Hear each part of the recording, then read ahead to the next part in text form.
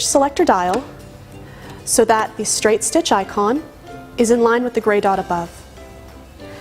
Make sure your stitch length dial is set between 2 and 3, which is a standard length for a straight stitch. And make sure your stitch width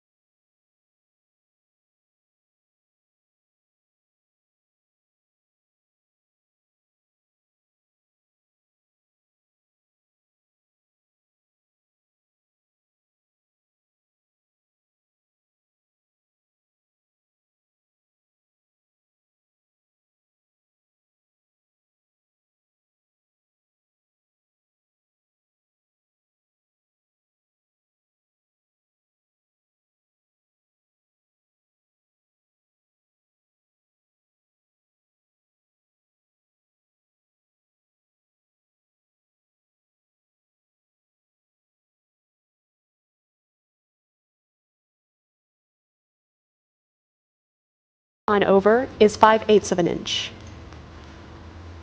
A lot of commercial patterns I work with use 5/8 inch seam allowance, so I'm going to follow the third line. Place the fabric under the presser foot so that the edge of the seam lines up with your guideline, and lower the presser foot. Press the foot control and sew forward a few stitches. Press and hold the reverse lever and sew backwards a few stitches. Release the reverse lever and sew along your seam. Notice I'm not pushing or pulling the fabric, I'm just guiding it along my guideline.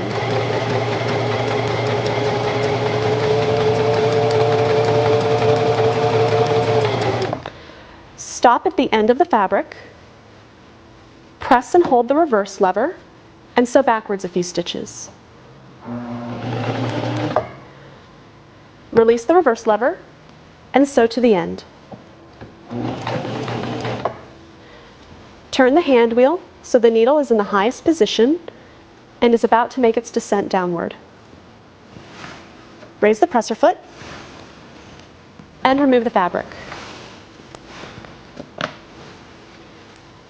And here's our seam. The reverse stitching at the beginning and end of the seam secure the thread so that it doesn't become unraveled. Now let's take a look at some of our other stitches. To select another stitch on the machine, I'm going to come to the stitch selector dial, and I want to do a multi-step zigzag stitch. So I'm going to move the dial until it clicks into place on this grouping of stitches that contains a multi-step zigzag stitch. But I see 3 colors. I see gray, blue, and red. So how do I know which one I'm going to sew? If I come up to the stitch length dial, I see that my numbers are in gray. So if the gray numbers line up with the gray dot above, then I'm going to sew a gray stitch. If I want to sew the blue honeycomb stitch, I'm going to turn my stitch length dial so that it clicks on the blue S1. If I want to sew the red feather looking stitch, I'm going to turn my stitch length dial and click it into place on the red S2. But I want to sew a gray multi-step zigzag, so I'm going to turn the stitch length dial back to where we had it between 2 and 3.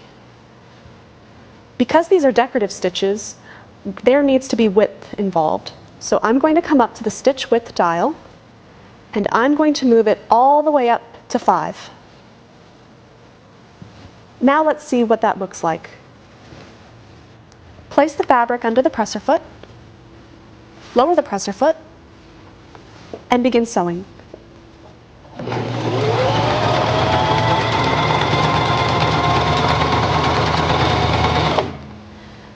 Turn the hand wheel towards you so that the needle is in the highest position, about to descend down.